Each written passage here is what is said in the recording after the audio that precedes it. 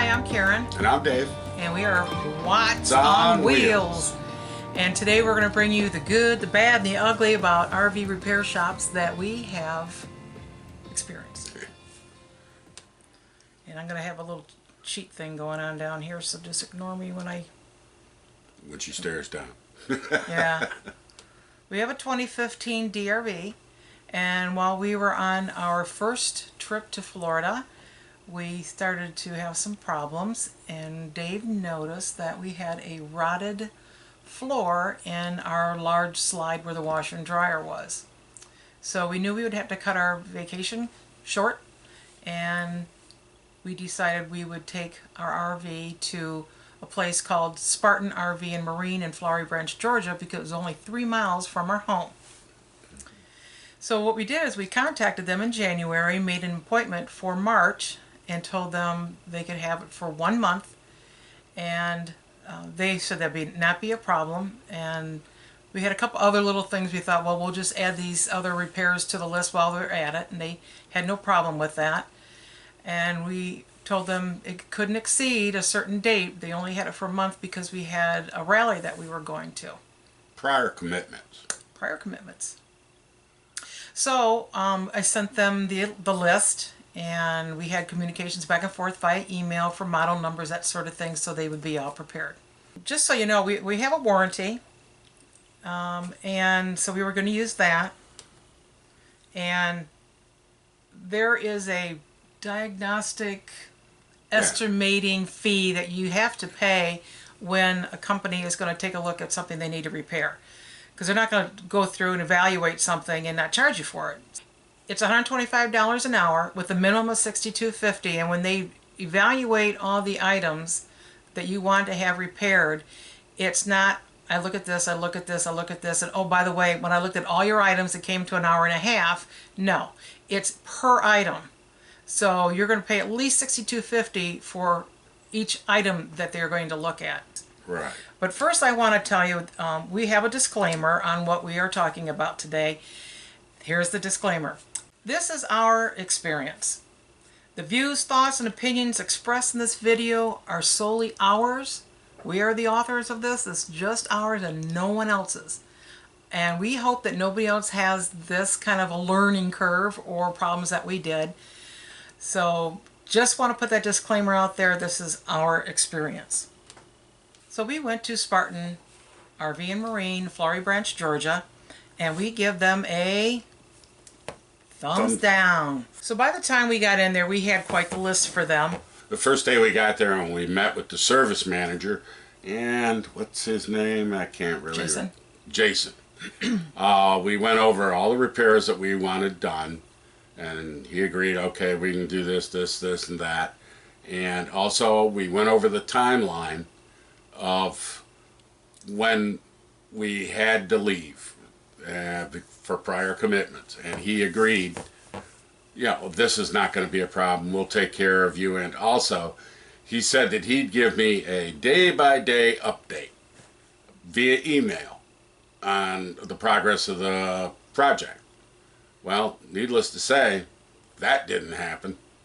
Yeah, I forgot about that part. I didn't remember being day by day, but he was supposed to let us know each time an item was completed so we could come and verify it. And verify, and no communication. I was constantly trying to get a hold of somebody to talk to him to find out where we're at, and it was always, oh, well, he's out in the shop, we'll get back, I'll have him call you as soon as I can. You know, that's how that goes. So the list that we gave them, which grew, and they said they'd have no problem with it, included the rotted floor slide, which was the biggie. We had the antenna that was inoperable, and we had some water that was dribbling from our refrigerator dispenser. We had an exterior water line to the fridge which was leaking. Our dryer just quit operating. We had both of our awnings, when you retracted them, they were off center. We wanted to have some LED lights put up underneath our awning, so we just wanted to get a quote for that. And we also wanted to have a 3-way light switch added for our bedroom. Right. And then there were 7 floor tiles in the kitchen that we wanted to see if we could get those replaced. They're just like vinyl stick. Yeah, the peel and stick tiles. We had some loose interior slide trim issues, and we had a leaking shower drain. And another thing that popped up towards the end there was the gray water tank would not go beyond 17%. The sensor. The sensor would not show more than 17. It would just never go anything above 17. So those were the things that we wanted to take into them. So our initial main concern, problem number one, was a bedroom slide floor was rotten, and it was the big slide that has a washer and dryer in it. It's about 15 feet long. So what happened, Dave, and what did you do about it? What happened? Okay, what happened is underneath the slide, there's a washer, or up in the slide, there's a washer and a dryer. And over the course of years, 2 years maybe, the washer's been leaking and nobody knew it. So, it actually, if you look underneath here, this floor is rotted out right here.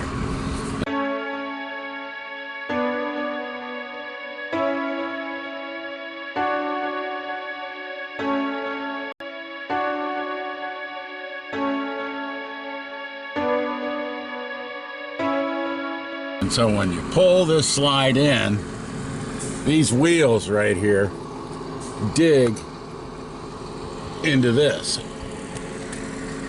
So what I had to do is I took these steel plates, you can see them screwed on right here, and put them up here so when we pull the slide in, at least the wheels are riding on the steel and it's not digging into the rotted wood anymore. And that's what we're dealing with right now till we can get it in and have it serviced.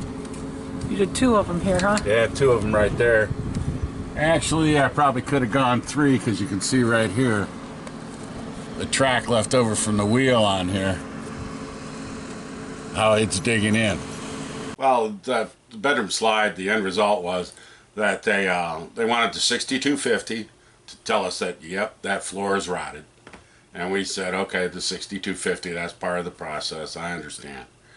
So then they came back and told us that after they inspected it, that it's going to take 55 hours to repair this bedroom slide floor at a cost of $8,630. And that was a little too much for us. So we said, no, we'll take it somewhere else to get that fixed. Let's move on to the other problems. So problem number 2 was the local over-the-air antenna would not raise. Yeah. The antenna that goes up, you hit a button and it scans in the local TV stations. So after that, the 6250, of course, to tell us, yep, the antenna doesn't go up. So then they wanted $250 to replace the antenna with one that I would supply. And just said, no, forget it, the cost is too much. I can go without local TV. Well, we ended up actually just adding it to our dish. Problem number 3 was the water dribbles out of the fridge door dispenser when not in use. Okay, so this one was covered under warranty, so there wasn't any diagnostic fee. But they brought in a refrigerator repairman from Whirlpool. Or does Whirlpool. Yeah. And he put in a whole new ice maker system inside the refrigerator and said, yep, they tested it and everything, and lo and behold, it's good. And the cost to the warranty company was $550 for that. And lo and behold, after all that's said and done, it doesn't make ice. Before we were at least getting ice with a water dribble out the door. Now we're not even getting the water dribble or ice out the door. And another thing with that, they were very late in contacting the repair person, and the repair person came the day before we were to pick it up. The day before. And they said it made ice. So we could only take their word for it because when we went to pick it up, we had to leave. We didn't have any water to wait and stand around and see if it was going to freeze and then make ice. So he took their word for it that it did make ice. Yeah. Dummy us. Yeah. Well, it'd been nice if they would have contacted us the day before and said, come in and verify this for us. We have this Yeah. repaired. Right. But we didn't get that call because they were at the last minute. Yep. Like I said, lack of communication. Problem number 4 was the external fridge water line was leaking. Right. This is what it looks like. They didn't charge us a diagnostic fee because I guess that was a no-brainer. But they wanted, how much to repair that thing? They wanted $280 to repair the refrigerator ice maker line, which is basically a clear plastic tube you can pick up at Home Depot, and I checked it out for $6.39. And they wanted $280 to repair this. When they brought the warranty company out there to look at it, I put a fitting in between just to get us back so we could use it. I put a coupling in to keep it from leaking. When the company came out there, they said, well, it's not leaking, so they won't cover it. It's like, well, duh. Duh. You know, so, okay, forget that one. Problem number 5, the Closedrier stopped working. Yep. We have a Ariston. That was covered by warranty, and again, it took forever for them to get, number one, get the guy out from the warranty company to look at it. And so when the guy finally came out and said, oh yeah, we'll cover that, well, then they had to order parts. When they dragged their feet getting the guy out there from the warranty company, then they had to hurry up and try to order parts. Well, the parts are going to take 3 weeks to get here. And so they didn't get the parts in time to repair the dryer. Problem number 6, the awning arms do not retract all the way in both of our awnings. This is the awning that we spent $162.50 and supposedly 1 hour worth of labor to get it to roll up properly so that the arms would retract the way they're supposed to.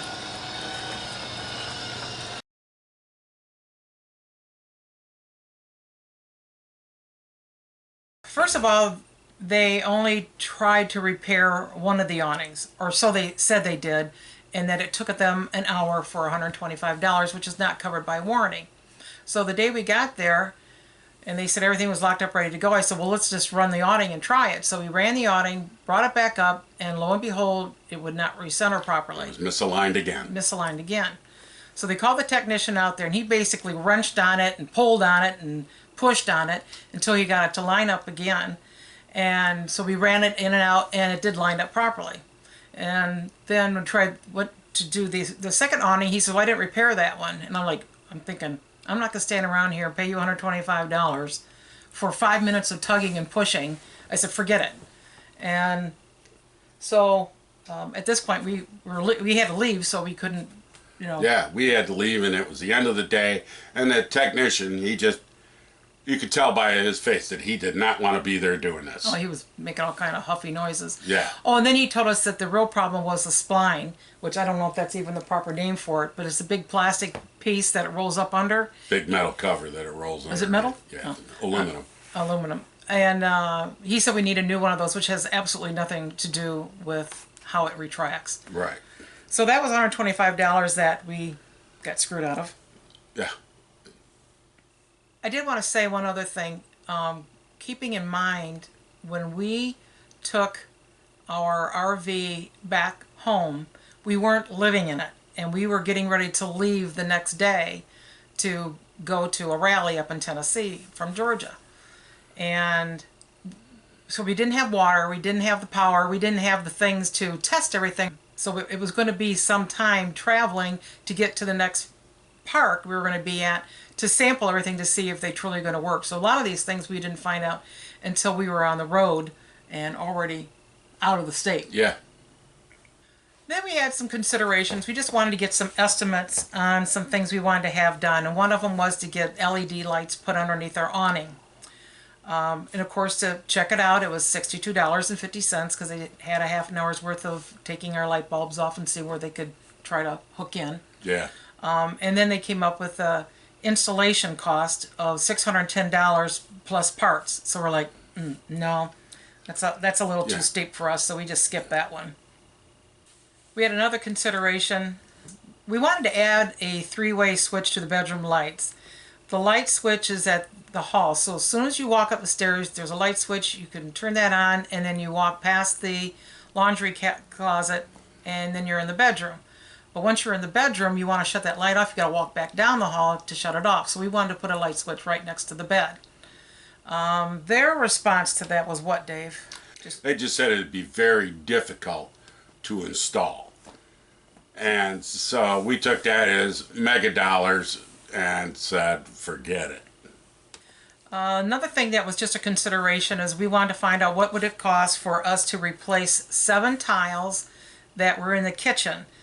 What it was is we bought our RV used and it had carpeting before, and somebody previous to us removed the carpeting in the living room area. So there was staple holes in the floors. And we just thought maybe we can just replace those tiles. And if it were cheap, we'd go ahead and do it. But Yeah. Well, to remove the 7 tiles and install 7 new these are 12 by 12 vinyl peel and stick tiles, mind you.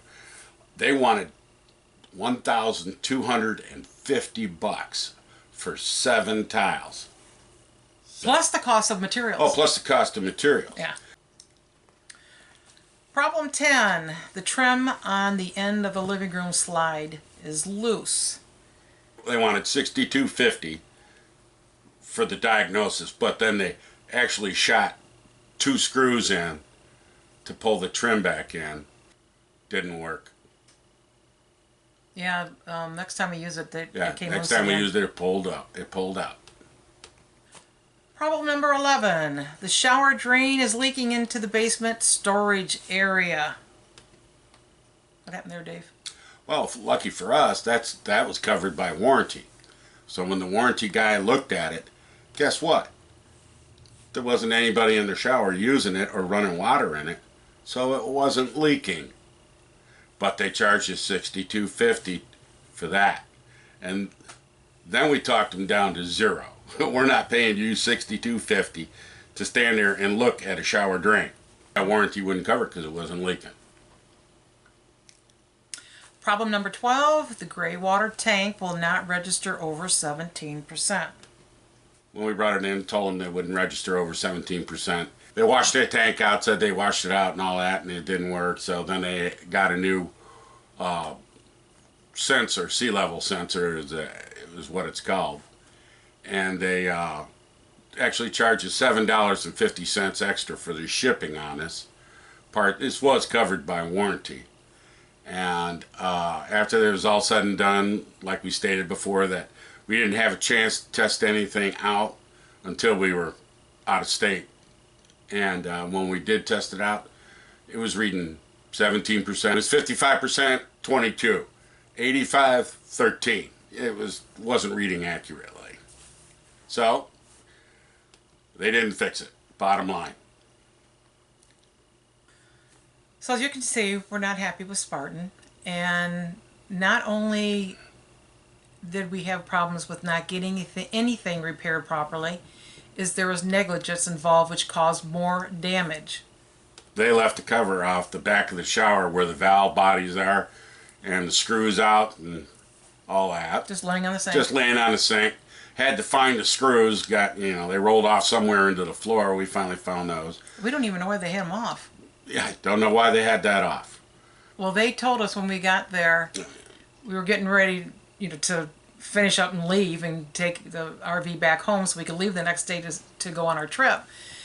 And they said, we got everything locked up. We've got all the slides in. Everything's all put away. You can just go ahead and drive. And we were only 3 miles away from home. We only traveled 3 miles. Mm-hmm. So what else did you find in the bathroom? Oh, they didn't lock the shower door down. And so the shower door was rolling back and forth, and it whacked off both handles on the shower door, broke them off. And I'm surprised it didn't break the shower door, but it didn't. The closet door wasn't locked down, and it broke the closet door from flying back and forth. And then also It broke the stop, not it broke the door. the stop on the door. And also found that they had the front of the washer off. I don't know why. Why would they be looking at the washer when the dryer was the one that was not functioning? Well, we called them and told them all these issues that we found once we got back and opened it up to start putting our stuff back into the RV so we could travel.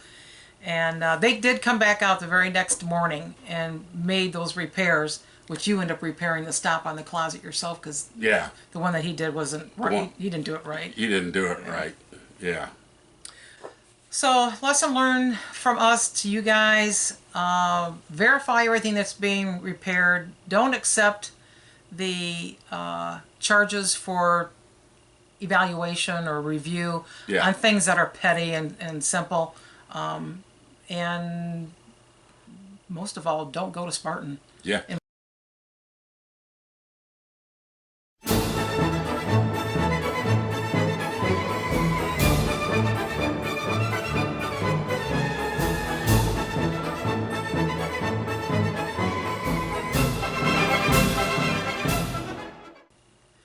So we got a recommendation for Indiana Interstate, which is a repair place, and they specialize in DRVs as well. And Kay and Paul Cross that run that are... They're located in Indiana. But he used to work at... Paul used to work at DRV in maintenance, and he's been working in DRVs for a very long time. But they work on other RVs as well. But they were great to work with. When we contacted them, stating we're going to drive up to Indiana to replace the rotted floor, and we have a number of other things we want you to do as well, because Spartan didn't. They asked us, send me pictures, send me pictures, send me pictures. What's the model number? They wanted all the information up front, and we gave them about 2 months notice when we were going to be there as well. And we sent all that to them, and they had everything sitting there in boxes waiting for us when we got there, so they didn't have to call anybody else in or order parts. It's done. Yeah. They were ready to do it. They were ready to rock and roll. What happened with the slide floor that was rotted? Oh, they repaired it, and it was for like, I don't know, $3,800 instead of the $8,000 some odd dollars that Spartan wanted.